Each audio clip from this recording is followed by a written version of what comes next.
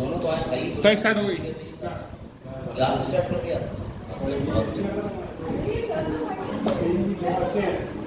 ये बताइए ऐसे नए बच्चे हैं अपने गुरु के साथ ठीक 50 ये कहो तुम ऐसा भैया बहुत अच्छे हो, बड़े भाई की तरह हो, इससे ज्यादा सम्मान की बात है। भैया तुम्हारे दिल कर रहा है सर को सर बोलेंगे भैया सोनू भैया बाजार में उसको मत बंद हो बुलाने को भाई वोट और बंद करो, लड़ो मत एक दूसरे से। बाजार हाँ ना बड़ी सोचा नहीं बता दो कोई इसलिए कभी कभार आवाज रह जाती है। चलो कोई शुरू है, बाकी लोग आए हैं अभी 9:03 हुए और अकॉर्डिंग टू कुछ लोग मुहूर्त देख के आते हैं 9:05 हो गया नहीं कमरे में नहीं घुसेंगे तो ऐसे करके आराम से आने थे जितने लोग आ रहे हैं ठीक है ना। कल का रात में बारिश का प्रावधान हो रहा था ऐसा बिजली कर रहे थे इंटरनेट पे दे रहा टीवी में क्या शुरू करें ठीक है। तो लास्ट टाइम हम लोगों ने देखो बजट मेकिंग प्रोसेस पढ़ा था ठीक है। कोई ऐसा बुद्धिमान चीज है आपको जो बताते हैं एकदम बजट की शुरू से लास्ट तक प्रक्रिया बाजार विचार है शुरू से लास्ट तक। चलो बताओ खड़े हो क्या आप सामने भी जा सकते हैं आप। बजट बनने की प्रक्रिया वो बताएं जो मैंने पढ़ाई है, वो नहीं जो आप अपने घर में बजट बनाते हैं। सबसे पहले वेरी गुड सुन लो सब लोग बजट बनने की प्रक्रिया। चलो अवकाश में थे ठीक है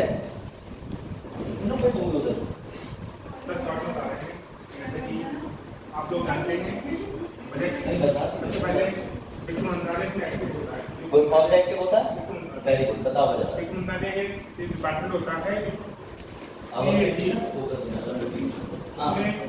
सबसे पहले मंत्रालय से पूछता है पहले क्या होगा आपसे बजट मांगेगा पहले जैसे आप बता पा रहे बताओ मैं शब्द दे दूंगा अच्छा प्रयास करूंगा बताओ। सबसे पहले वित्त मंत्रालय कहेगा दूसरे मंत्रालयों के तुम्हें क्या जरूरत है क्या जरूरत नहीं है ठीक है। इसको मोबाइल के बाद उसकी मांग मांगेगा सबसे पहले उनकी मांग मांगेगा ठीक मांग आ जाएगी इसमें 106 से 100 200 तक फिक्स नहीं की 106 से और आगे बताओ नहीं बता रहे सबकी देखा जाता है किसको ज्यादा जरूरत है ज्यादा जरूरत है शिक्षा में ज्यादा जरूरत है या समाज विकास में ज्यादा जरूरत है प्रधानमंत्री आवास योजना बनानी है उसका अलग अलग बजट दिया जाएगा। मांग कर लिया अनुदान की स्टेप अगली स्टेप क्या है? अगली स्टेप ये होगी जो फिर सबके बजट होगा फिर सबके दिया जाएगा किसकी जरूरत है एक चार्ट बनाया जाएगा ठीक है एस्टीमेट बनाया जाएगा फिर उनसे पूछा जाएगा तुमने पहला कितने बजट दिया था क्या किया है उसका हमें वो दीजिए मिलना ठीक है खर्च नहीं किया उन्होंने बहुत ऑफ कर दीजिए ठीक है सबको जोड़ के फिर राष्ट्रपति द्वारा इसे राष्ट्रपति को भेज दिया जाएगा। राष्ट्रपति से सहमति मिलने के बाद इसको संसद में पेश किया जाएगा। बिल्कुल ठीक बताते रहो और बताओ जहाँ तक आप बता पाओ जहाँ तक आपको ठीक लगे। संसद पेश करने से पहले इसको जो उसका प्रमुख होता है संसद का जैसे लोकसभा में पेश किया जाएगा तो अध्यक्ष द्वारा पेश किया जाएगा। अध्यक्ष के पास जाने से पूर्व अध्यक्ष की जांच करवाएगा।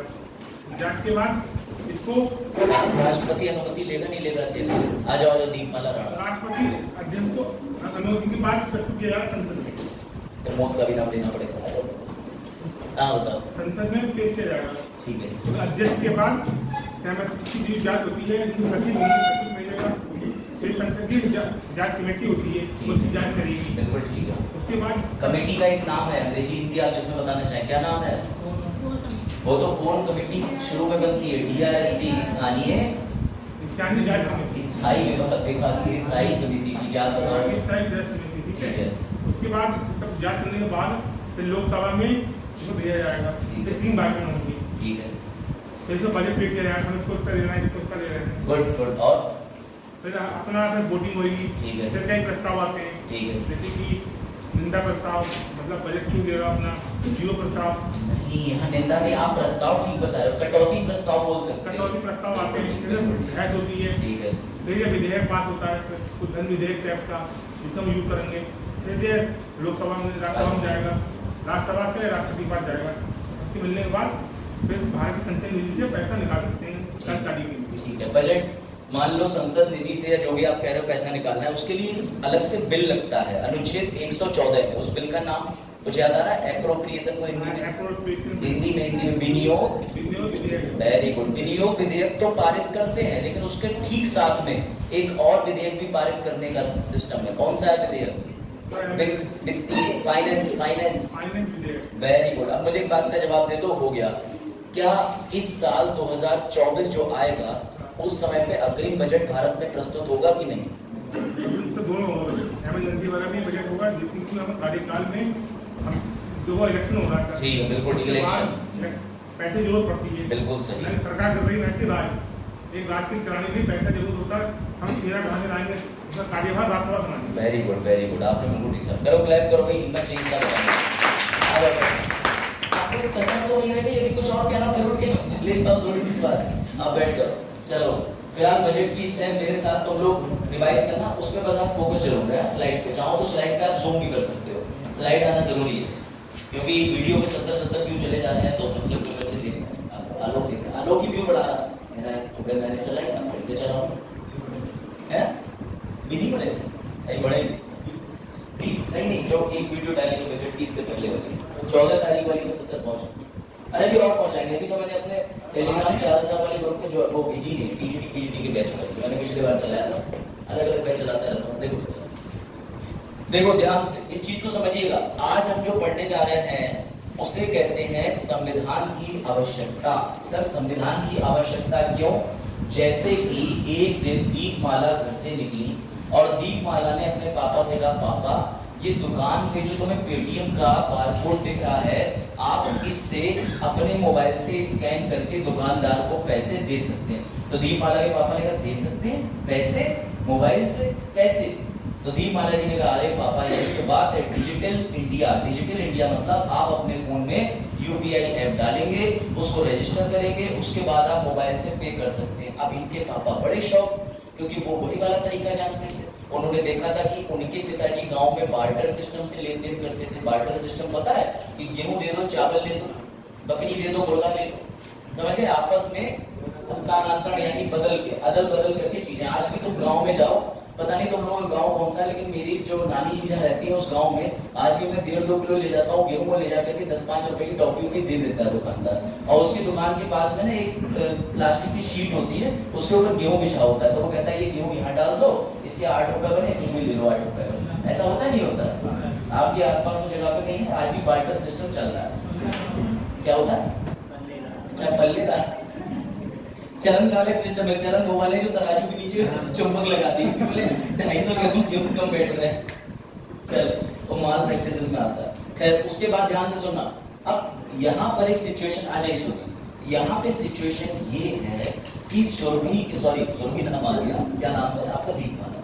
कि दीपमाला के जो पापा जी हैं उन्होंने देखा कि भारत हो चुका है ट्रेडिशनल यानी पहले जो पारंपरिक तरीके चलते थे बार्टर सिस्टम और नोट, अब वो बदल चुके हैं डिजिटल में। इसमें अब तुम जरा संविधान का कष्ट सुनो ध्यान से सभी लोग। संविधान में लिखा हुआ है एक बात, एग्जांपल दे रहे हैं कि देश यानी कि केंद्र सभी राज्यों से कर वसूलेगा, सभी राज्यों से कर वसूलेगा, टैक्स सिस्टम। लेकिन अगर भारत में अलग तरीके की टैक्स व्यवस्था में कोई बदलाव लाना हुआ या भारत में 1 से लेकर 5वीं तक की शिक्षा निःशुल्क है, कल से देश को 6 से लेकर ग्रेजुएशन तक की शिक्षा निःशुल्क करनी पड़ी, तो वो सब तो संविधान में दिया।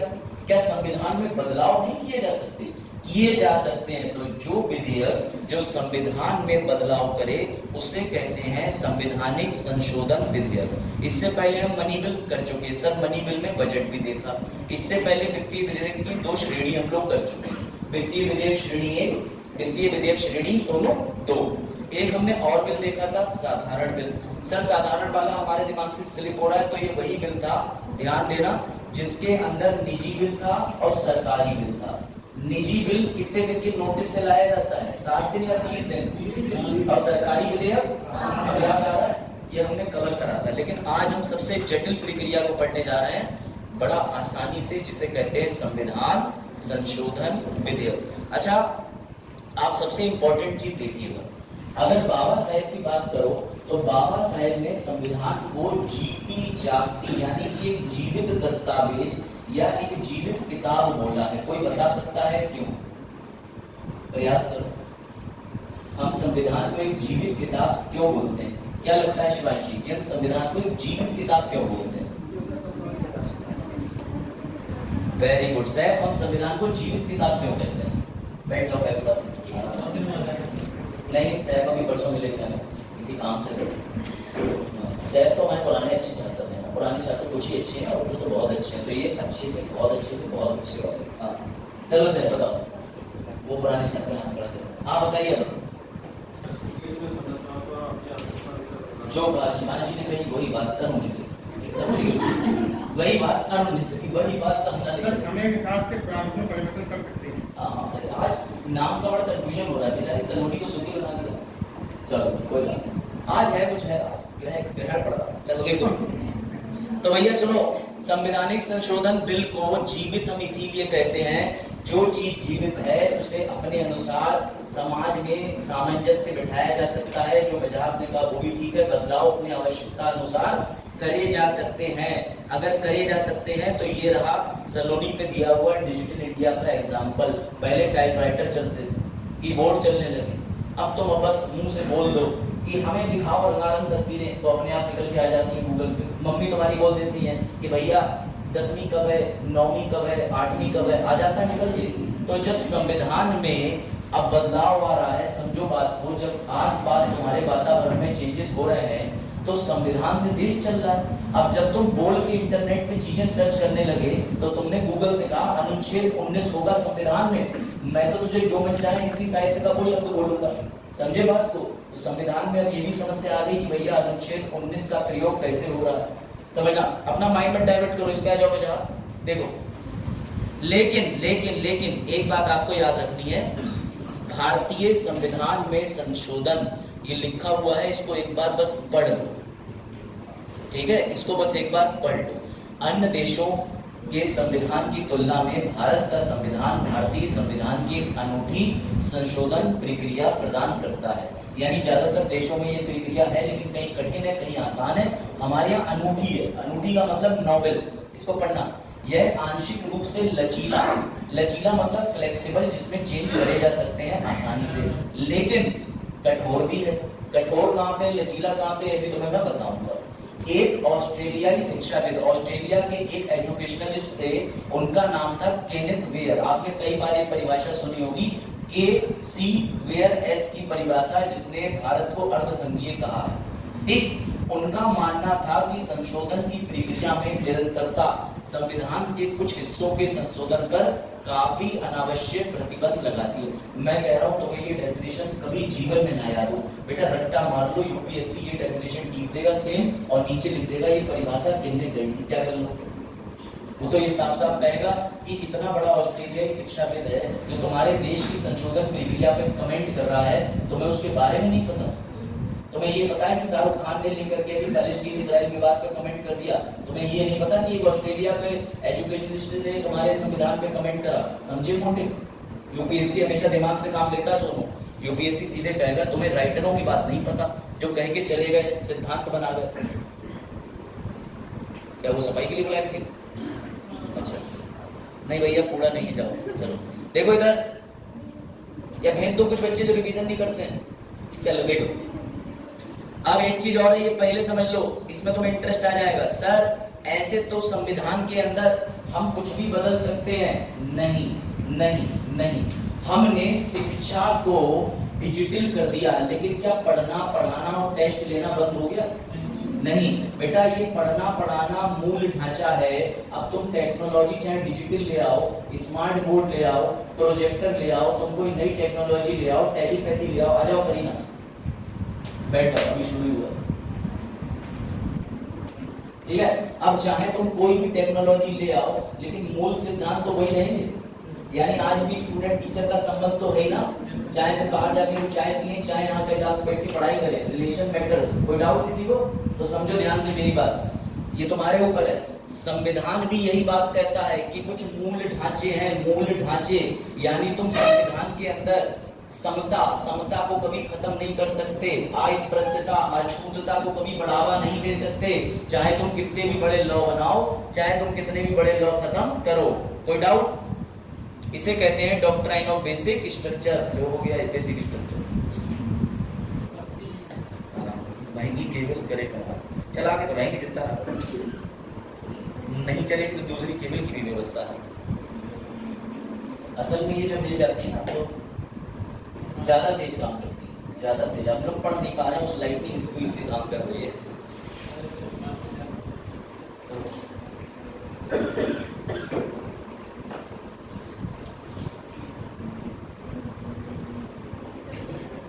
नहीं चलेगी तो नहीं चलेगी, हम ट्राई कर सकते हैं।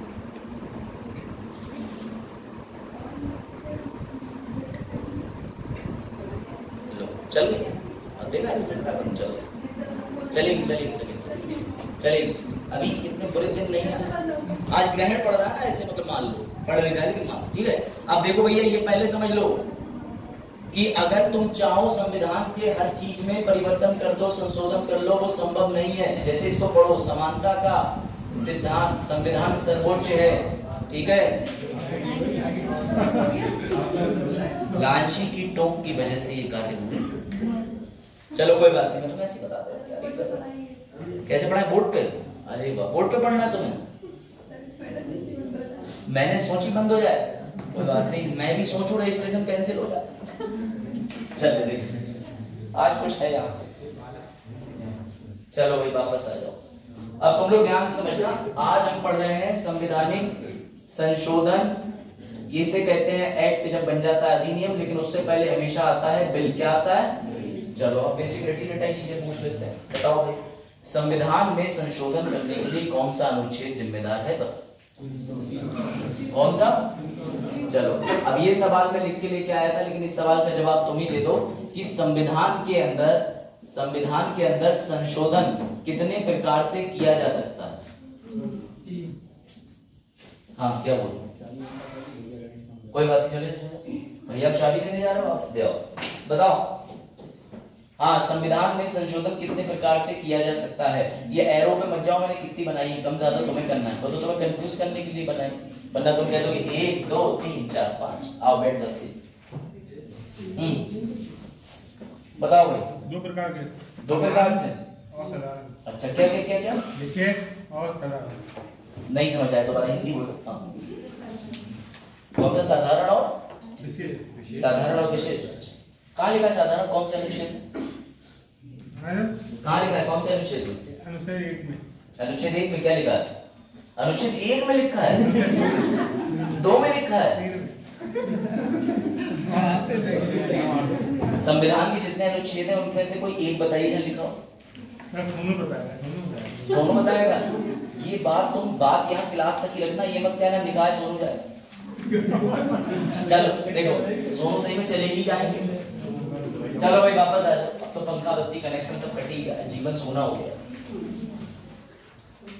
चलो उससे पहले याद रखना, संविधान में भैया संशोधन है, इसे चलाने से और गंदा हो रहा है भैया। तुम लोगों ने क्या कर रखा है?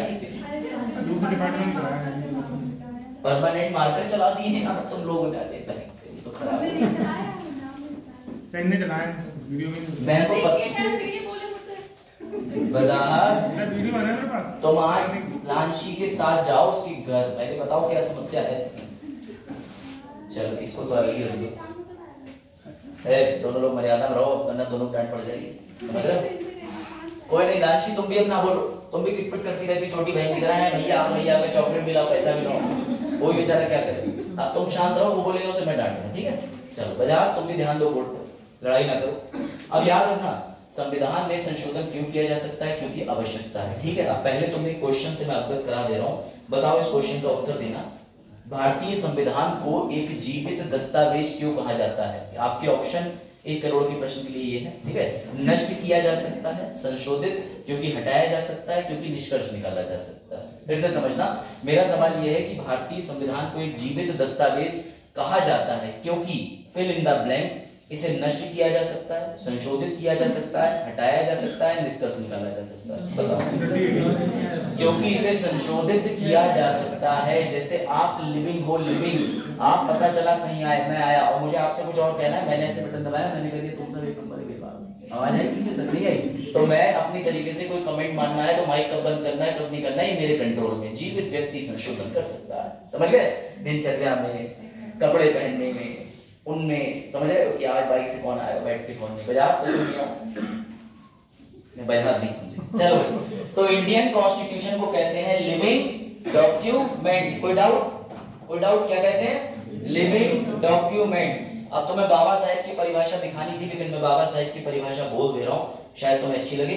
और दूसरी बात ये भी है कि कॉन्स्टिट्यूशन को लिविंग डॉक्यूमेंट कहा गया, इसके लिए तुम्हें ज्यादा स्टैंडर्ड किताबों की आवश्यकता नहीं थी। सिर्फ कक्षा 7 की एनसीईआरटी नागरिक शास्त्र, इसको अगर आप पढ़ लेते, इसमें एक चैप्टर दिया हुआ है जहां पूरा बाबा साहेब की टिप्पणी कमेंट करा गया है कि बाबा साहेब ने इसको लेके क्या कहा। यानी एनसीईआरटी कक्षा 6, 7, 8, 9, 10 कहीं से भी सामान उठा के डाला जा सकता है। इनकी परिभाषा सुनिए।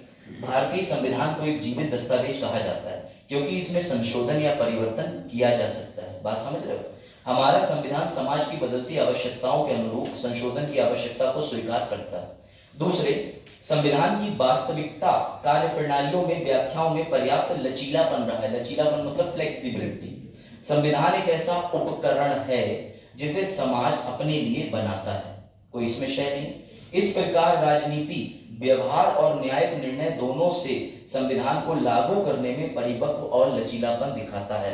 अगर मैं इसे एक लाइन में कहूं तो उन्होंने बस इतना कहना चाहा है कि जैसी राष्ट्र की आवश्यकता, जैसी जन की आवश्यकता, जैसी परिस्थितियों में बदलाव आता है, संविधान को वैसे बदला जा सकता है। लेकिन यहीं पे एक चीज और जन्म ले लेती है, उसे कहते हैं तानाशाही। क्योंकि संविधान बदलने का अधिकार किसको दिया है? संसद को। किसको दिया है? ऐसा अनुच्छेद 368 में स्पष्ट लिखा हुआ है कि 368 के तहत संसद चाहे तो संविधान में संशोधन कर सकती है। अब मैं तुम्हें वापस से एक चीज याद दिलाना चाहूंगा कि जब हमने मूल ढांचे का सिद्धांत पढ़ा था, हमने मूल बंदना सो नहीं, मूल ढांचे का क्या सोच रही हो? सारे नाम खा लो, अरे 5 हो गए, चलो देखो। तो जब मूल ढांचे का सिद्धांत हम लोगों ने पढ़ा था तो सबसे पहले मैंने आपको बताया था, मैं स्टोरी दोबारा रिवाइज करा रहा हूं। भारत आजाद हुआ था, हमें करना था इंडिया का डेवलपमेंट। क्या करना था? जब हमारे उस समय के जो प्रधानमंत्री थे पंडित जवाहरलाल नेहरू जी, उन्होंने कहा कि इंडिया का विकास करने के लिए मुझे चाहिए जमीनें। क्यों? ताकि मैं जमीनों पे क्या बनाऊं? बिल्डिंग, संस्था और औद्योगिक क्रांति और नदियों के ऊपर, जगहों के ऊपर डैम बनाऊं। कोई डाउट? तो जब बाबा साहेब ने जमीन मांगने का प्रयास करा तो तुम सबको पता होगा कि पहले जमीनें ज्यादातर किसके पास थी? ये परमानेंट तो नहीं है, मिटरा नहीं है, तो जमीनें पहले किसके पास थी? सबबाज। तो ये जो जमींदार थे इनके पास गए हमारे प्राइम मिनिस्टर जी, बोले जमींदार जमीन दे रहे क्या? इंडिया का विकास करना है। तो जमींदार बोले ले लो, लेकिन जितनी रकम है उससे 3 गुना, 4 गुना, 5 गुना, 6 गुना, 10 गुना ज्यादा दे दो। तो इस बात को सुन के प्राइम मिनिस्टर बोले कि मैं स्टेट हूं, अनुच्छेद 12, मैं अभी संविधान में आर्टिकल 368 का प्रयोग करके संशोधन करूंगा, तुम्हारी सारी जमीनें चली जाएंगी। जमींदार बोले आप हमें जानते नहीं। बोले कैसे? उस समय पे एग्जैक्टली उस समय पे आर्टिकल 31 जीवित था, क्योंकि आर्टिकल 31 हटा है 1978 में, और ये जो घटना है ये मैं बात कर रहा हूँ 1950 नहीं, सबसे पहले शंकरी प्रसाद, ठीक, शंकरी, सज्जन, गोलकनाथ, केशवनंदा, मिनर्वा मिल, उसके बाद लास्ट में एलआईसी। तुम लोगों को ये रटा होना चाहिए मेरी तरह, मैं कोई एक्स्ट्रोवर्ट काम नहीं कर रहा हूँ, अभी याद हो जाएगा। उसके बाद ये हुआ कि जमींदार बोले अनुच्छेद, क्या हुआ? उसके बाद जमींदार बोले इसमें बाहर से अच्छा, नहीं ये लोग कहीं कुछ है क्या? गेम स्टेडियम में कौन सी गेम चल रहा है? गेम ऑफ थ्रोन्स, फुटबॉल चल रही है, स्टेडियम टीम का हिस्सा मैं लेता। देखो फिलहाल अब ध्यान से सुनो, सबसे इंपॉर्टेंट बात ये है, मैंने आपको जो बात बताई वो समझिएगा कि जब तुम जमींदार से जमीन छीनने गए तो जमींदार ने कहा कि ऐसा है नेहरू जी, प्राइम मिनिस्टर आपको बड़ा सम्मान है, लेकिन हम आपको जमीन नहीं दे सकते। अगर जमीन तुम्हें चाहिए तो जो जमीन 1 लाख की है उसके 10 लाख दो, 20 लाख दो, 30 लाख दो, 4 लाख दो।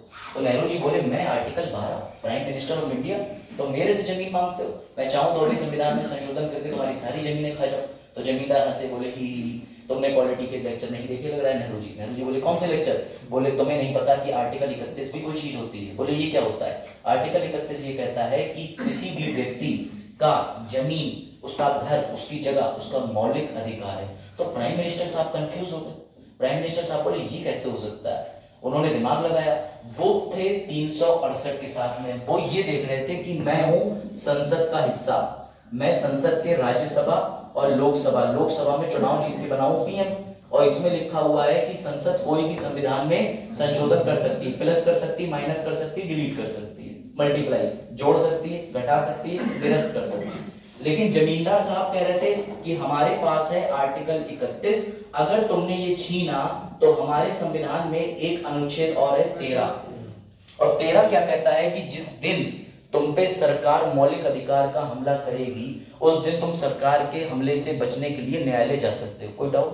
तो अब एक तरफ बेसिक स्ट्रक्चर डॉक्ट्राइन के समय लड़ाई किसकी थी? अनुच्छेद 13 की, अनुच्छेद 368 की। अब आज तुम्हें समझ में आ रहा होगा थोड़ा कनेक्शन कि अनुच्छेद 13 को जिताओगे कि 368 को जिताओगे।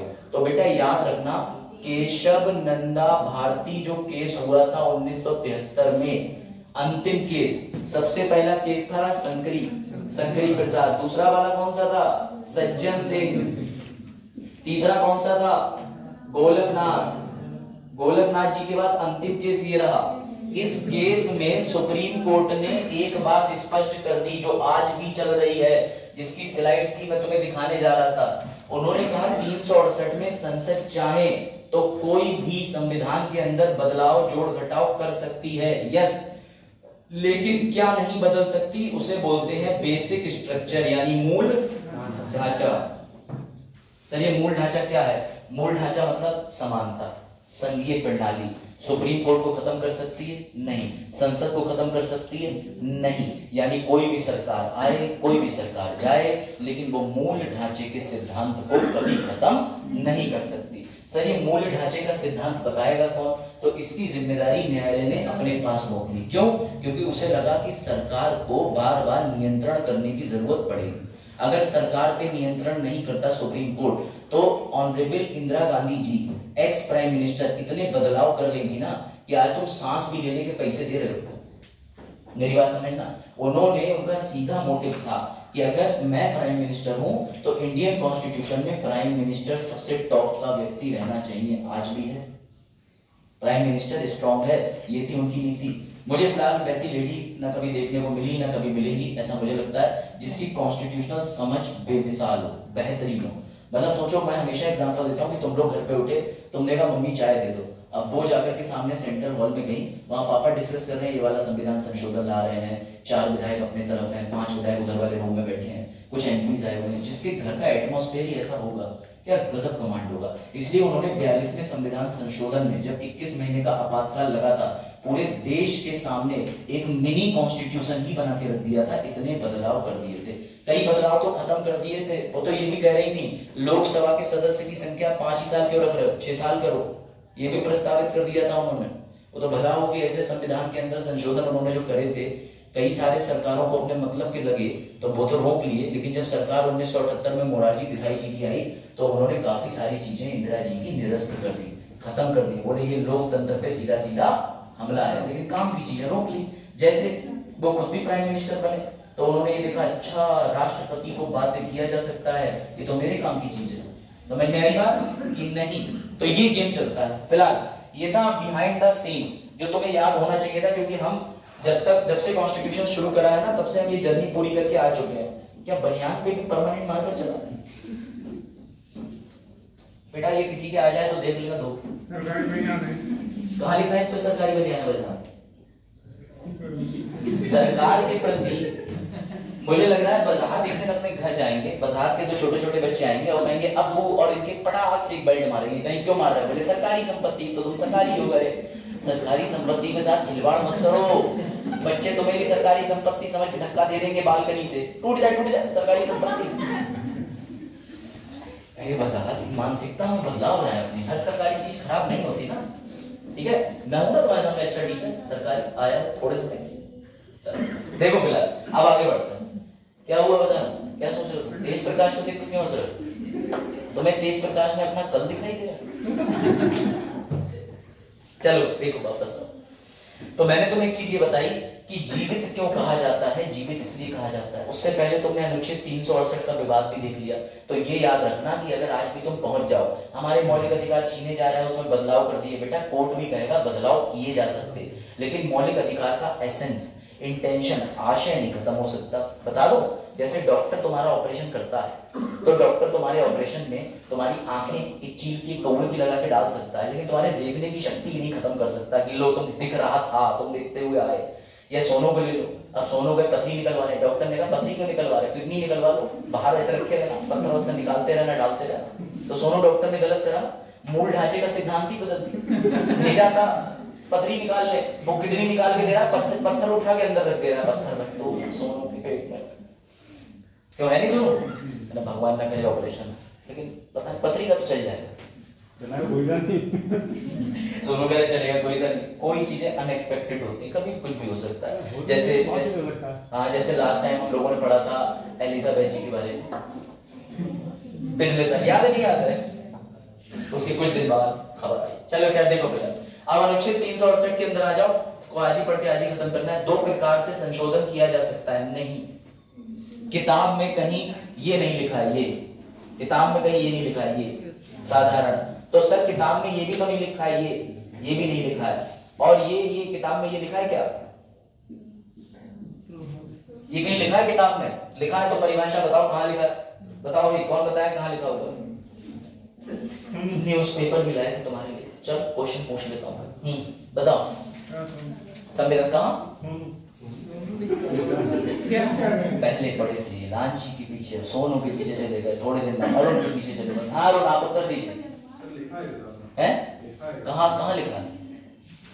ये लक्ष्मीकांत नहीं, बेयर एक्ट इंडियन कॉन्स्टिट्यूशन में कहाँ लिखा है? आर्टिकल 368 में दिखाओ। आपने पूरा क्लैरिफाई नहीं किया ना कि संविधान की किताब में लिखा है। अच्छा वाह, ऐसे तो ये अपने हाथ से किताब में पढ़ा है, ऐसे तो ये अपने हाथ से आज लिखेंगे, घर पे जाके फोटो खींचेंगे मैंने लिखा हो। इसकी मान्यता नहीं है, लेकिन इसकी मान्यता है। लक्ष्मीकांत की मान्यता ऐसे है कि सुप्रीम कोर्ट के जितने भी जजमेंट्स आते हैं ये उनके माध्यम से कहते हैं, लेकिन ये याद रखना सिर्फ लक्ष्मीकांत से काम नहीं चलेगा। आप लक्ष्मीकांत पढ़ के अगर सोचो कि नहीं मेरा स्पेशल बिल और मनी बिल, इससे आपका पूरा कवर नहीं होगा, ये ध्यान रखना। एनसीईआरटी मस्ट है, उसे जरूर पढ़ना। चलो अब सबसे पहले इसमें बेसिक बात कर लेते हैं, जरा 3-4 चीजें बताओ। अनुच्छेद 368 का बिल लाना चाह रहे हो, क्या राष्ट्रपति की पूर्व अनुमति चाहिए? बिल्कुल नहीं चाहिए। अभी तुम्हें गेम समझ आएगा इसमें, बहुत बढ़िया। अगर राष्ट्रपति की अनुमति नहीं चाहिए तो क्या इसको लोकसभा राज्यसभा में प्रस्तुत किया जाएगा? हाँ या ना? करा जाएगा। सवाल यह है कि लोकसभा में अलग पारित कराया, क्या राज्यसभा में छोड़ सकते हैं कि पारित कराएंगे? धन विधेयक में क्या होता था कि राज्यसभा, हाँ राज्यसभा धन विधेयक में अपना कोई बड़ा रोल नहीं निभाती थी। अगर 14 दिन के अंदर वापस भेज देगी तो भी पारित मानेंगे। यानी जब धन विधेयक पढ़ रहे थे हम लोग तब उसमें राज्यसभा का बड़ा रोल नहीं था। लेकिन यहाँ पर देखो संविधान संशोधन विधेयक में बेटा राज्यसभा लोकसभा दोनों से अनिवार्य है, दोनों से। अब मुझे ये बताओ बड़ा ध्यान से सोच के, अगर लोकसभा राज्यसभा में से कोई बिल को अपने पास रोक ले तो यहाँ गतिरोध की स्थिति बन सकती है? हाँ या ना? गतिरोध की स्थिति बन सकती है, इसे डेडलॉक कहते हैं, डेडलॉक हिंदी में कहते हैं गतिरोध। क्या ये स्थिति बन सकती है? अब ध्यान से सुनना, अगर गतिरोध बनता है तो सामान्य तौर पे राष्ट्रपति जी संयुक्त बैठक कराते हैं। क्या इसमें राष्ट्रपति जी संयुक्त बैठक करा सकते हैं? क्या इसमें राष्ट्रपति जी संयुक्त बैठक करा सकते हैं? Joint session? नो। अभी ये सब पॉइंट का तो मैं मतलब बताता हूं तब मजा आएगा। क्या इसमें राष्ट्रपति वीटो पावर कर सकते हैं? नो। अब तुम जरा इसे ध्यान से पढ़ना, और जो लोग सो रहे थे उन्हें एक चीज समझ में आएगी कि संविधान संशोधन विधेयक खेल कितना बड़ा है। ध्यान देना बहुत अच्छे से, तुम्हारे लिए वाव मोमेंट आने वाला है। कैसे? क्या संविधान संशोधन विधेयक पारित करने से पहले आज लोकसभा में लेके जाऊंगा, मैं उसकी रीडिंग करूंगा, तो क्या रीडिंग से पहले राष्ट्रपति की अनुमति चाहिए? नहीं चाहिए। ध्यान से समझना, लोकसभा राज्यसभा में पारित होना अनिवार्य है। हाँ, अगर लोकसभा राज्यसभा से पारित हो गया और पारित हो गया तो ठीक है, अगर नहीं हुआ, मेरी बात समझना, तो गतिरोध बोलते हैं। क्या गतिरोध हो सकता है? हो सकता है, यानी कि दोनों लोगों के पास में बिल फंस गया। अगर जब बिल फंस जाता है तो उस पर संयुक्त बैठक होगी? नहीं होगी। संयुक्त बैठक कौन कराता है? नहीं करा रहा, ये देख लेना या नो है। क्या राष्ट्रपति वीटो यूज कर सकता है? अब एक चीज और सुनो, क्या राष्ट्रपति संयुक्त संविधान विधेयक को मना कर सकता है? जैसे लोकसभा राज्यसभा से पारित हो गया फिर उसके पास आया, तो क्या वो वीटो का प्रयोग कर सकता है? नहीं कर सकता। अब सुनो, आई ओपनिंग मूवमेंट। सर इसका मतलब संविधान संशोधन विधेयक का गेम ये है कि इसमें किसी एग्जीक्यूटिव का, कार्यपालिका का हस्तक्षेप है ही नहीं, ये टोटली विधायिका की पावर है, विधायिका की शक्ति। मेरी बात समझना, ना राष्ट्रपति से पूर्व अनुमति ले रहे हो, ना राष्ट्रपति की अंतिम अनुमति का इंतजार कर रहे हो। अगर लोकसभा से पारित हुआ, राज्यसभा से पारित हुआ, काम खत्म। यानी संविधान संशोधन विधेयक का पूरा अधिकार विधायिका को दे रखा है। ये चीज समझो इसमें। जिसे नहीं समझ आई दोबारा बता रहा हूं, और जिसे समझ में आई है उसे कोई डाउट हो तो वो बताओ। अरुण समझ में आई बात? यहाँ एग्जीक्यूटिव का रोल कहीं है ही नहीं, ये गेम है। फिर से समझो, जब तुमने साधारण विधेयक पढ़ा था, साधारण 4 तरीके के विधेयक तुमने पढ़े थे, तो साधारण वाले में लोकसभा, राज्यसभा, राष्ट्रपति, यही गेम था। राष्ट्रपति ने बिल पे साइन करे, बन गया। साधारण वाले में स्थिति ये थी कि राज्यसभा 6 महीने तक रोक के रखेगी, अगर 6 महीने रोक रही है तो स्थिति बनी तो राष्ट्रपति जी संयुक्त बैठक करा सकते थे। बेटा यहाँ राष्ट्रपति क्या करा रहा है? संयुक्त बैठक करा रहे हैं? नहीं, ये थी साधारण में। धन में समझना, धन विधेयक निकालने से पहले राष्ट्रपति पूर्व अनुमति दे रहे थे। यहाँ पूर्व अनुमति की आवश्यकता है? नहीं। धन विधेयक लोकसभा में पारित हो गया, बहुत बढ़िया, राज्यसभा के पास भेजा, उन्होंने ना पारित करा, ना कुछ संशोधन करा, ना बिल उठा के देखा, तो 14 दिन में हमने अपने आप मान लिया कि बिल पारित हो गया। लेकिन यहाँ ऐसा कुछ तुम्हें दिख रहा है? नहीं। साधारण बिल के केस की बात करें तो राष्ट्रपति जी साधारण बिल में अपनी वीटो की शक्तियां प्रयोग कर सकते हैं, यानी उसको विलंब में डाल दें, जेम में डाल दें, या दे दे दोबारा कि भैया इस पर विचार करो। धन विधेयक में भी राष्ट्रपति कुछ नहीं कर सकते थे, लेकिन संविधान संशोधन विधेयक में भी राष्ट्रपति कुछ नहीं कर सकते। जब तुम्हें इसमें राष्ट्रपति का, प्राइम मिनिस्टर का, या किसी ऐसे एग्जीक्यूटिव का, या बाई उपराष्ट्रपति का, या गवर्नर का रोल दिख रहा है, तुम्हें इसमें 2 ही चीजें नजर आनी चाहिए, लोकसभा, राज्यसभा। यानी गेम समझो, अगर लोकसभा के अंदर कोई सरकार बैठी है, राज्यसभा में भी वो है, तो उन्हें राष्ट्रपति की भी मंजूरी नहीं चाहिए। संविधान में संशोधन करने की पूरी शक्ति संसद के 2 अंगों को मिल गई है। और पहले राष्ट्रपति जी मना कर सकते थे, लेकिन हमारी ऑनरेबल रिस्पेक्टेड सरकारों ने संविधान में संशोधन करके 24वां उन्हें साफ साफ बोल दिया कि तुम कभी भी संविधान संशोधन विधेयक को जब तुम पे आएगा साइन करने से मना नहीं कर सकते। पहले था, ये भी 24वां संविधान संशोधन करके बदल दिया। अच्छा, सवाल ये है, लोकसभा राज्यसभा अपने पास ये पावर रखना क्यों चाहती है? मुझे ये बताओ। पहले तो ये बताओ, सिचुएशन समझे? नहीं समझे तो मैं रिपीट कर दे रहा हूँ, क्योंकि ये वो वाली चीजें हैं जो मार्वल डीसी देखते समय तुम आयरन मैन और ये सब देखते हो तो तुम्हें समझ नहीं आता। जब तक तुमने पहला पार्ट, दूसरा पार्ट, तीसरा, चौथा ना देखा हो तब तक तुम 6ठे पार्ट तक नहीं आओगे। अगर नहीं समझ आया तो मुझसे को मैं रिपीट कर दूं, 10 बार कहोगे 10 बार, क्योंकि तुम्हें सिखाना है, मैं तो सीख के आया हूँ। बताओ, रिपीट कर दें एक बार? करीब हाँ, पीछे बताओ। नहीं तो पढ़ गया, बाकी लोगों को ध्यान नहीं है, तो मैं बाकी से लेंगे। डेमोक्रेसी, हीराक्लिस, आप बताओ, भावना, रिपीट कर दें? देखो किसका मैसेज, कहाँ बाहर में? हाँ ठीक है, इधर आगे बताओ, रितिका, और इधर शिवांगी पांडे, समझ में आ रहा, और इधर आगे नीरज, उठा ले, तुम्हारा नंबर स्विच ऑफ जा रहा है जो उनकी फोन आ रहा है? अब वो बेचारा कुरुतुल मामा से भी बात करते घबरा रहा है कि मामा बोल देंगे हाँ तो मैं क्या कहूँगा, ही हंसूंगा। चलो हाँ सोनू, समझ आया? समझ आया? अभी तुम्हारा टेस्ट ले लेते हैं, अभी पता चल जाएगा कितना झूठ बोलते हो तुम लोग क्लास। चलो, मनी बिल, धन विधेयक पास करने से पहले क्या राष्ट्रपति की अनुमति चाहिए? हाँ, कितने लोग बोले नहीं? ये बोले, क्या बोले? सो मत स्पाइडरमैन, उधर देखो, उधर दीवार से नजरें चिपकाओ, दीवार से, वही है तुम्हारा लक्ष्य, गोल केंद्र। समझ गया? देखो 4 तरीके के विधेयक होते हैं, उसमें से फिर से समझ लो मैं 3 तरीके के विधेयक में तुम्हें अंतर दिखा रहा हूँ। अब स्लाइड के अभाव के चलते हम लोग कष्टकारी दौर से गुजर रहे हैं, ठीक है? देखो, भारत में बिजली नहीं आती है, और जब आती है तब कैंडल ले आते हैं। चलो, कैंडल लाइट डिनर, यही तो होता है, बत्ती बंद कर दो, कैंडल से खाएंगे, पता चला मक्खी मच्छर सब वही गिर रहा है उसमें। बोले अरे आज तुम्हारे वेज में नॉन वेज वाली बात क्या हो, तुम लोग अलग बता रहे हो अपना एक्सपीरियंस है? देखो इधर तीन तरीके के, चार तरीके के जो बिल भैया होते हैं उनके बारे में मैं दोबारा बता रहा हूँ। साधारण बिल होता है, साधारण बिल में राष्ट्रपति जी के पास शक्तियां होती हैं, वो संयुक्त बैठक भी करेंगे, वीटो भी चलाएंगे, सब कुछ। ये वही वाला बिल है जो सरकारी और निजी था, याद आया? गवर्नमेंट 7 दिन, निजी वाला 30 दिन। उसमें सब कुछ हो रहा है, संयुक्त बैठक भी हो रही है, वीटो भी हो रहा है, जितना तुम सोच सकते हो सब कुछ हो रहा है, क्योंकि भैया वो साधारण है, साधारण। फिर आ जाओ धन विधेयक पे। जब धन विधेयक की बात हो रही थी तो राष्ट्रपति से अनुमति लेनी पड़ रही है। क्यों? क्योंकि राष्ट्रपति सबसे, भाई बजट कौन प्रस्तुत कर रहा है? निर्मला सीतारमण जी। वो क्या है? कार्यपालिका। अपने हेड के पास तो जाना पड़ेगा कि जब प्रेसिडेंट दी, वैसे तो आपको पेश करना चाहिए, लेकिन आप अनुमति दो तो जाके मैं पेश कर दूं, तो पूर्व अनुमति मिल गई। उसके बाद धन विधेयक में भी एक लिमिटेशन, एक सीमा लगा दी गई। वो क्या?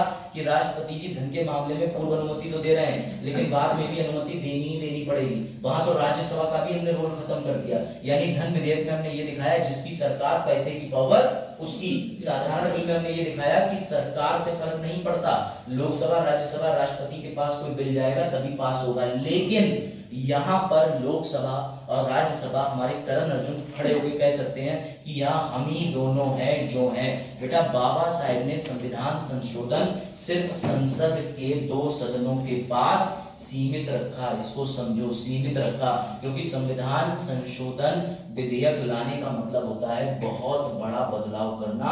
इसमें कार्यपालिका का हस्तक्षेप हमें गवारा नहीं है। बात समझो। हाँ पूछो। ये तो तो बाद में बंद किया गया है 24वें संशोधन।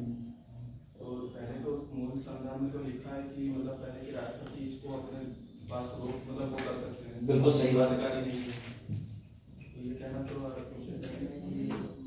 हाँ क्वेश्चन तो पूरा करो। क्या कहते हैं कि मतलब संविधान में लिखा हुआ नहीं था कि राष्ट्रपति इसको मतलब ठीक, आप समझो ये जो कह रहे हैं उस बात को समझो। ये कह रहे हैं कि 24वें संविधान 1971 में लाने के बाद में हमने राष्ट्रपति जी को बाध्य कर दिया कि तुम नहीं कर सकते, उससे पहले नहीं था। यही तो तुम्हें चीज समझनी है कि ये बात हम कहना चाहें कि यहाँ पर हमने लोकसभा राज्यसभा को ज्यादा शक्तिशाली बना दिया। ये 24वें संविधान संशोधन के बाद बने हैं और उनके अनुसार पहले नहीं थे, तो हम ये नहीं कह सकते कि यहाँ पर लोकसभा राज्यसभा को ही ज्यादा शक्तिशाली बनाया गया था ओरिजिनल संविधान के अकॉर्डिंग। अब सुनो ध्यान से क्लासिफिकेशन। मुझे एक बात बताओ, सरकार चाहे इस समय जो आए, क्या वो ये 24वां संविधान संशोधन पलट नहीं सकती है? लेकिन क्यों नहीं पलट रही?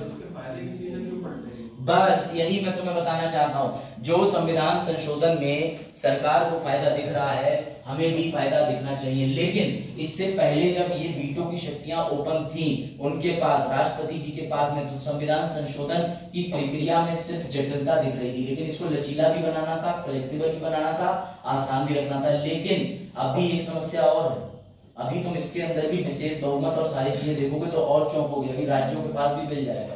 चलो शुरू करें। अब एक तो तुम्हारा बोर्ड नहीं साफ होगा, बड़ा प्रॉब्लम है। लाइट क्या करें? पानी से, पानी से हो जाएगा साफ। तब तक जरा एक क्वेश्चन पे विचार करके मुझे उसका उत्तर दो, ठीक है? तुमसे 4-5 क्वेश्चन। शुक्र भगवान। सोनू बस तुम इसे साफ करो, प्रोजेक्टर कनेक्ट करो। पानी की बोतल पहले उठा लेते। कौन सी? पानी की बोतल पहले उठा लेते, शायद पहले लाइट आया। अच्छा कोई बात नहीं, कोई बात नहीं। शादी होगी ना तुम्हारी? मैं पूछूं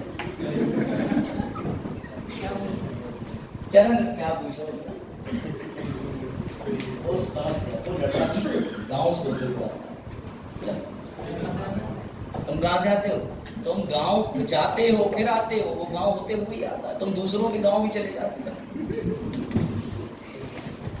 कर दोगे तो बना के मुझे तुम्हारी मदद की तो सब में कभी क्यों सुन?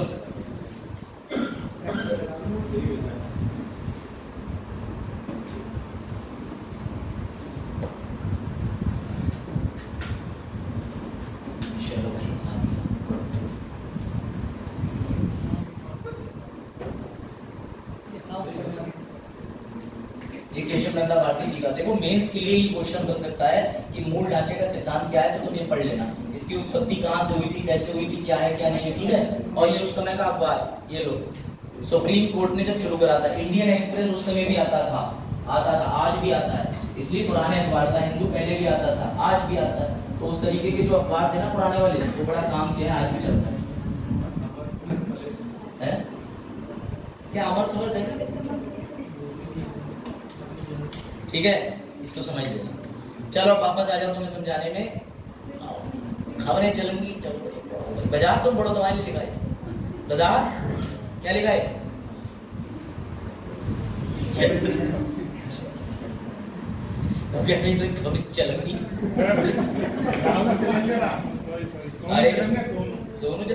सोनू तो देखो, सोनू तो चलने को तैयार है। आप लेके तो चलो, कभी चाय हमेशा हम ही ले जाएंगे क्या? आप लेके चलिए उन्हें चाय को। अगर किसी को आपत्ति ना हो हमारी चाय पार्टी से, किसी को आपत्ति ना हो, हाँ, किसी को व्यक्तिगत बुरा ना लगता हो, पता चला हम कहते हैं आप चाय भी नहीं चल रहे हैं सर, तो हमें चाय पिला ले यार, वहां जाके मुझे हस्ताक्षर लगवा लेंगे, संपत्ति ना हो।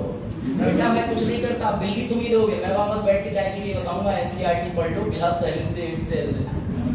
ठीक है, देखो बुजुर्गों को चाय पिलाने से तुम्हें जो है दुआएं मिलती है, यहाँ बुजुर्ग में।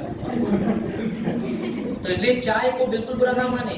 चाय पे चर्चा, शो आ रहे हैं, शो चाय पे चर्चा के नाटक बनते हैं। देखो भैया देखो, मौलिक अधिकार पर केशव नंदा भारती वाले मामले में ये न्यूज़पेपर रहा है, इसकी कैटेगरी और ये सब चीजें देख लेना। तो इसे फिलहाल तुम्हें दिखाने का ऑब्जेक्टिव इतना है कि केशव नंदा भारती केस मूल ढांचे के सिद्धांत से संबंधित है और ये अंतिम केस कह सकते हो जिसमें 13 जज बैठे। इसके बाद कभी आज तक 13 जज एक साथ नहीं बैठे, जरूरत नहीं पड़ी।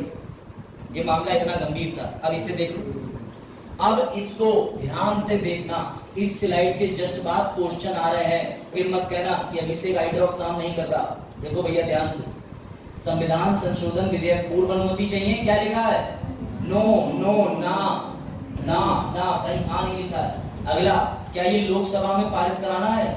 राज्यसभा पे सर आपने लाल गोला बनाया, राज्यसभा में भी अनिवार्य है, धन विधेयक की तरह नहीं है। क्या गतिरोध हो सकता है? ज्वाइंट सेशन, क्या वीटो?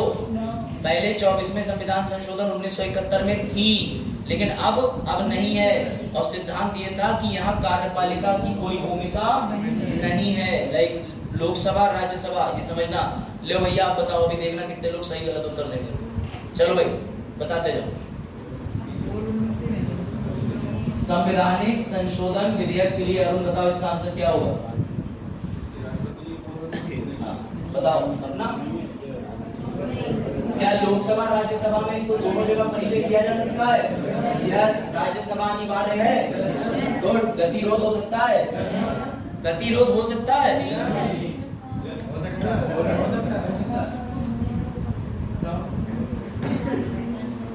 क्या लिखा है? क्या लिखा है? यस। नो वालों यस लिखा है, देख लो। अरे बड़ा तेज कूदे, इन्हें देख के कहानी आता है, मछली जल की रानी में घास में उसकी नानी। देखो ये तुम लोगों ने ये वाली नहीं बनाई, तुम लोग अलग स्कूल में पढ़े होगे, तुम्हारी स्कूलिंग ही खराब है। तुमने दूसरी, अच्छा तुम तो रहने दो, मछली जल की रानी है, मैं जल का राजा हूँ। मैं दिवाली बनाई मछली, फिर उसके बाद मछली की मम्मी मेरी सास है, सबसे महंगी प्याज है। देखो आओ तो भैया, गतिरोध डेडलॉक, हाँ हाँ हाँ, संयुक्त बैठक, वीटो का प्रयोग 24वें संविधान संशोधन से पहले था। यस। अब ये स्लाइड घोट लेना, रट लेना, इसी से तुम्हारे ग्रुप डी के क्वेश्चन बन जाएंगे। पर सर आप तो यूपीएससी की बातें कर रहे हैं। हाँ देखो, रूल याद कर लो, रूल। अभी आगे तो आनंद आएगा। अभी तुम्हें अभिषेक कोचिंग क्लासेस से मिलवाता हूँ, मैं 3 प्रोजेक्ट।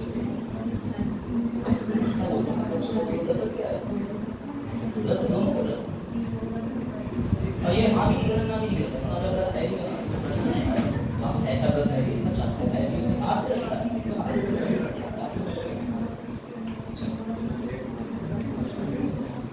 समझ गए? यानी हाँ, पूछो किसने पूछा? बिल्कुल, जो तुमने बात सीधे कही वो मैंने बहुत दिन पहले लिख ली। ये देखो, नो रूल ऑफ एग्जीक्यूटिव, समझ गए? यानी सीधे किसका रूल है? ये देखो, कंप्लीट लेजिस्लेचर चॉइस है। बिल्कुल तुमने ठीक कहा। तेज ने हाथ से दीपमाला और तनु, तुम्हें क्या हो गया? अभी ऐसा लगा गाड़ी के नीचे पशु आ गया। दीपमाला से पहली बार बातचीत तब हुई जब मैं सबसे पहली क्लास में आया था। मैंने दीपमाला को पहले दिन आके बैठी, क्या नाम है आपका? दीपमाला को जो।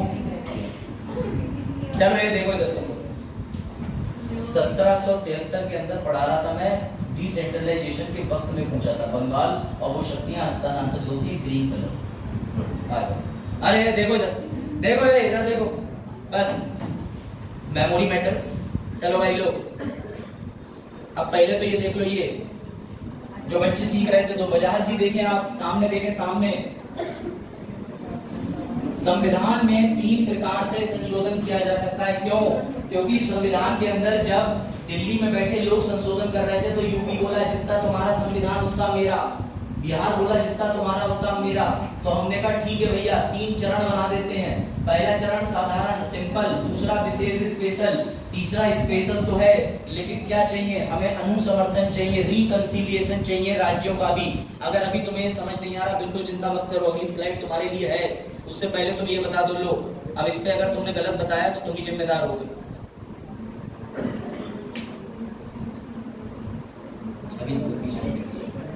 हाँ बताओ, कर्नाटका पुलिस कांस्टेबल का पेपर है ये 2021। ऐसे छोटे प्रश्न जो ग्रुप डी होते हैं, यानी तुम ये चीज पकड़ो कि जो हम लोग तथ्य भी बोल रहे हैं उससे तुम्हारे छोटे मोटे चुटपुटिया ग्रुप डी निकल जाएंगे।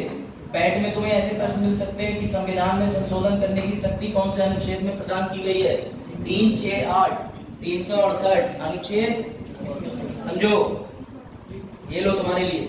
मतलब अगर यहाँ कंसेप्ट, अगर यहाँ ही कंसेप्ट समझ लिया तो यूपीएससी के साथ वनडे एग्जाम भी खत्म। हो वाह, देखा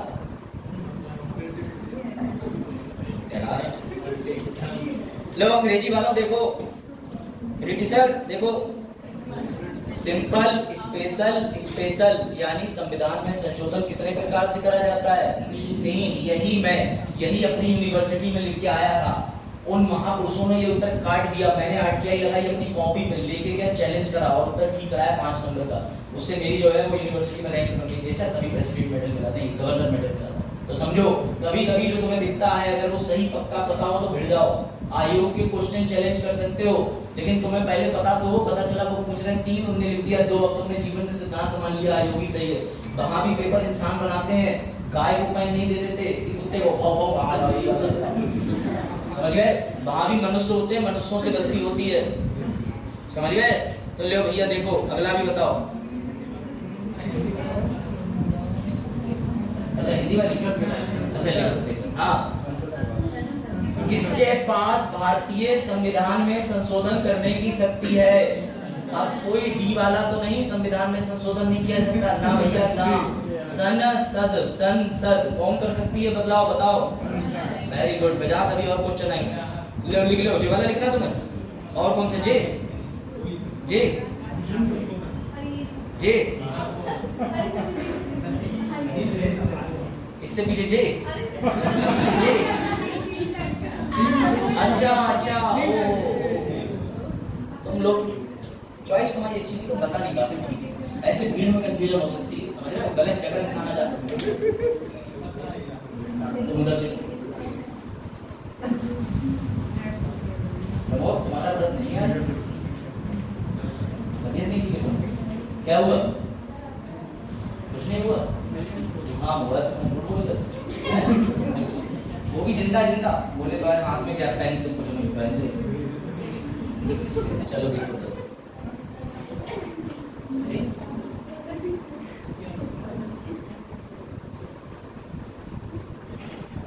भारतीय संविधान के 3 प्रकार से संशोधन किया जा सकता है। संसद का साधारण बहुमत, विशेष और संसद का विशेष बहुमत, और आधे राज्य विधानमंडलों का अनुसमर्थन। ठीक, स्लाइड चेंज कर दें, पीछे लिख लिया, इधर हीरा के लीजिए, आपने लिख लिया, लिख लो। प्रमोद लिख लिया, गुड। जीवन पर लिखना, ये जाओ 2 कटोरी दही ले आना, धनिया ले आना, पाउडर ले आना। बेचारा पति धनिया पे मुझे लगा रहा। हाँ देखो तीसरा वाला अभी हमने समझाया कहाँ, एक भी जो तुम्हें तीसरा वाला डायरेक्ट आ गया। हाँ अच्छा, विशेष बहुमत और आधे राज्य विधानमंडलों का अनुसमर्थन। हाँ बहुत अनुभव छुपा है। एक मेरा शिष्य है अध्ययन तुम्हें बताऊं। हाँ देखो इधर, और कुछ लो, अब आगे आ जाओ भाई, अब आगे देख लेते हैं। लो भैया ये पकड़ो सर, ये वाले प्रश्न का उत्तर दे देते जरा, कहीं लिखा हुआ दिखा देते तो हमें लगता है कि हाँ हमारे मास्टर साहब पढ़ के आते हैं। लो तुम भी पढ़ लो। अनुच्छेद 368 इसका आंसर क्यों है? क्योंकि 368 में साफ साफ लिखा है संविधान में संशोधन करने की संसद की शक्ति और उसके लिए प्रक्रिया। कोई डाउट? कोई डाउट? कोई डाउट? अब तुम्हें इसके नीचे की जो सारी चीजें हैं वो मुझे एक्सप्लेन करनी है, इसलिए धीरे धीरे ये लो ठीक है। अब तुम्हारे वन लाइनर क्वेश्चन आंसर भी चल रहे हैं, तो लो तुम लोगों के लिए स्पेशल।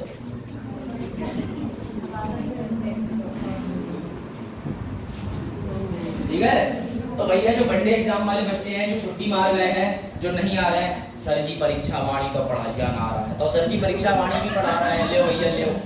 सर जी नहीं पढ़ा रहा है, घटना चक्र नहीं पढ़ा रहा है, सर जी उर्दू नहीं पढ़ा रहा है, सर जी फारसी नहीं पढ़ा रहा है, सर जी खुद ही नहीं पढ़ रहा है, सर जी रिवीजन कर रहा है। अरे तो रिवीजन तो होएगा ही, 20-20 बार पढ़ाऊंगा और क्या कहूंगा, आंखें बंद करके पहली में नया है देखने को। चलो अब देखो ध्यान से, हाँ बिल्ली अच्छी लग रही है, आप उसकी मम्मी से संपर्क करो, उसे गोद लेने के लिए, उसे गोद लेने के लिए, दोस्तों उसे गोद लेने के लिए गोद हटाओ, ठीक है। एनवायरनमेंट के समय ऐसे किस्से बेहद पाएंगे। चलो देखो, इसे पर्यावरणीय घटना कहते हैं, जब अन्य स्पीशीज में भी आपको लगाव देखिए, छोटे भाई बहन देखिए, ठीक है। तो ध्यान से देखिए, बिल्ली उदास नहीं है, बिल्ली बस ये कह रही है मुझे यूपीएससी में बैठ के पीएससी निकालना। चलो चलो आ जाओ भाई, संसद में बहुमत के प्रकार देख लो अच्छे से। अब इसके लिए तुम इस चार्ट को मत देखो, क्योंकि तुम्हारे सामने जो चीज ले आओ पहले तुरंत। अब देखो ध्यान से, इसमें तुम्हें बैच वाला एग्जांपल दे रहा हूं मैं, अब ध्यान से सुनना। मान के चलो इस समय विभिन्न परीक्षाएं आई हुई है और मैंने निर्णय लिया, ध्यान से सुनना, इस एग्जांपल से आज तुम्हें इफेक्टिव, साधारण, ये बहुमत, मेजॉरिटी समझ आ जाएगी, वरना नहीं समझोगे घूमते रहोगे। बहुत ध्यान लगाना इस पे, दीदी तुम भी बिल्कुल नाखून मत खाओ। देखो सामने, तुम लोग तो सिखाते ही नहीं। देखो सर ने बैच लगाया, उसमें 1000 बच्चों के लिए सीटें बनाई। सोनू ने फोन करके पूछा सर जी बैच लगा लो, वैकेंसी आई हुई है। मैंने कहा भैया लगा ले रहा है बैच। अब सोनू ने जैसे मुझे फोन करा तो मैंने तुरंत ही एक बारात घर किराए पे ले लिया। क्या ले लिया? बारात घर। एक बिल्डिंग तो चाहिए ना, रोड पे थोड़ी पड़ लेंगे। तो जो बिल्डिंग मैंने ले ली, अब ध्यान से समझना, बारात घर बिल्डिंग है ना, बारात घर चरण खुश हो गए, लगे बारात लगे हाथ। तो जैसे ही सर ने बैच लगाया, 1000 बच्चों की सीट का मैंने इंतजाम करा। ध्यान से समझना, बिल्डिंग माने संसद, सीटें कितनी है संसद में, अभी एग्जांपल के रूप में दिखा रहा हूं। मैंने अपनी खुद की एक बिल्डिंग ली, उसे लीज पर लिया, 1000 बच्चों के बैठने की व्यवस्था है। उसके बाद सोनू बोले सर मैं एल्बम बनाता हूं बहुत गजब, आपको शाहरुख खान को गले में हाथ डाल के खड़ा कर दूंगा, आपको और honourable prime minister Narendra Modi ji को बगल में सोफे बैठा दूंगा। इससे ये हो जाएगा ना निकाले सिर्फ कॉम्पिटिशन परीक्षाएं, लगाएं अपनी पकड़ भी। यानी हम परीक्षा से लेकर इंटरव्यू के बाद भी पूरी व्यवस्था कराते हैं। समझना, ये चीजें बहुत जोक जोक में समझ में आएगी, वरना बड़ा कंसेप्चुअल ऐसा टॉपिक है कि मैं तुम्हें बताऊंगा 50% प्लस 1% इफेक्टिव मेजॉरिटी, तुम लोग ऐसे दिन में तारे देखेंगे। समझना, सोनू से मैंने कहा सोनू विज्ञापन में कोई कमी नहीं रहनी चाहिए, ये पकड़ो 2 रुपए। मतलब सोनू का सर इतने में तो कुछ नहीं होगा। मैंने कहा इस 2 रुपए की च्युइंगम खाते हैं दोनों, फिर दिमाग चलेगा। उसके बाद मैंने सोनू को पैकेज दिया और सोनू ने बहुत विज्ञापन करा, फिर भी बेटा तुम्हें पता है कि बच्चे पलट जाते हैं। कोचिंग वाले तुम लोग की बात नहीं कर रहा। तो देखो 1000 लोगों में से इतना प्रमोशन के बाद भी कितनी सीटें खाली रह गई? अब कितनी बची? तो बेटा आंख बंद करके आज से तुम्हें ये याद होना चाहिए, इसे कहते हैं प्रभावी बहुमत। यानी लोकसभा राज्यसभा में अगर लोकसभा की 550 सीटें हैं तो वो बोली जाएंगी टोटल, लेकिन 545 ही भरी गई हैं, तो प्रभावी क्या बोली जाएगी? 545, क्योंकि 5 क्या रह गई? खाली। फिर से समझना, मैं रिपीट करूंगा, शिवांशी इसमें मिस मत करना एग्जांपल। इधर भूमि, सुरभि, निधि, ठीक है, SNSB साहब बहुत तो है, स्कूटी लेके नहीं जाता आपस में। चलो देखो ऐसा ही है सब खतरनाक वाला, ध्यान से समझना। अब सर आपने अभी बताया कि आपने जो कोचिंग के लिए बैच